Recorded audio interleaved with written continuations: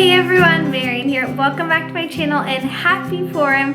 Today I'm going to be showing you my all-time classic best recipe for Hamentashen.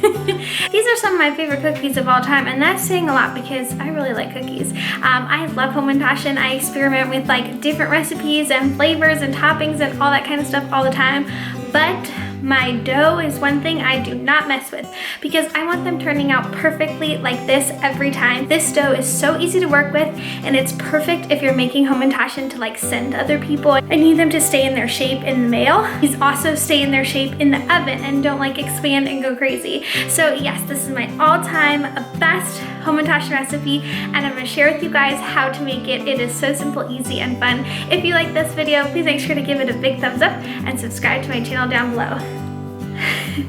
So we'll get started with the ingredients. This is actually a really simple, easy recipe. You just need butter, sugar, an egg, vanilla, lemon extract or lemon zest, baking powder, a pinch of salt, some flour, and then some jam for the filling. And I'm going to be using my KitchenAid mixer to mix up the dough, and my dog Rocky will be sleeping and watching me as he does. Okay, so the first thing I'm going to do is cream together the butter and the sugar for about a minute in the KitchenAid. I just pour them in and let it spin, make sure they're really incorporated well together. I also let my butter soften to room temperature before I get started, which really helps. Then I'm going to zest about half a lemon and put that in as well. I'm also scraping down the sides of the bowl as I go. I just think that helps with the KitchenAid to make sure things are well incorporated. And then I'm going to add the egg, and again, just mix together. Next up is the dry ingredients. I use a separate bowl for these, and I put the flour, baking powder, and salt together into the bowl. And then I actually use my whisk attachment from the KitchenAid just because it's always handy to stir the ingredients together and make sure they're well incorporated before mixing them with the wet ingredients. Then next up, I'm going to incorporate the dry and wet ingredients together. First, I'm going to add my vanilla and of course spill it on the counter. And then I'm going to add in the dry. So basically my KitchenAid just has this little attachment to help spill a little bit less, but of course, as you can see, I still make a bit of a mess.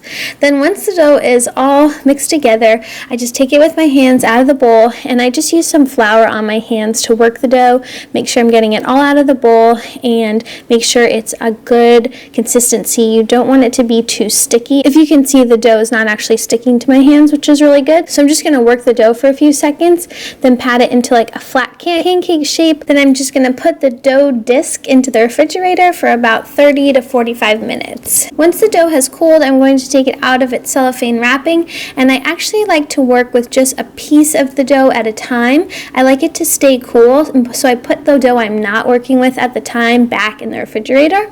I just flour the surface of my cutting board or whatever you're working with, my rolling pin, etc., to make sure that it doesn't stick when I'm shaping the Hamentashen. And again, I'm just going to play with it and see how it goes. The first cut I made with my little cookie cutter didn't stick together well, so I just used my hands to like knead it a little bit more, give it a little bit more flexibility before getting going. So with a biscuit cutter or cookie cutter, to make Hamentashen, all you have to do is cut out circle shapes. You want them to all be about the same thickness. Mine were about 1/8 of an inch or so. It doesn't matter too much. You want them to be thin, and you want them to be even so that they all cook for the same temperature. Then once you've got your circles on your baking sheet, I'm going to go and put the filling in the center of each Hamentashen. I'm just using about a half teaspoon on each. You really don't want to overload them so that they don't spill. And then with my hands, I pinch together the 3 corners of the famous Oznei Haman shape, which is either the hat of Haman from the Purim story or the nose of Haman from the Purim story. And yeah, this triangle shape is like the definition of the Hamentashen. And you just want to pinch the dough together really well so that it doesn't expand or open in the oven. This dough is actually really good and doesn't do that, but you still need to spend the time shaping them and making sure they don't expand. Then I'm going to pop them into a 375-degree oven for just 10 minutes, and you really want to watch them and take them out before they get too brown.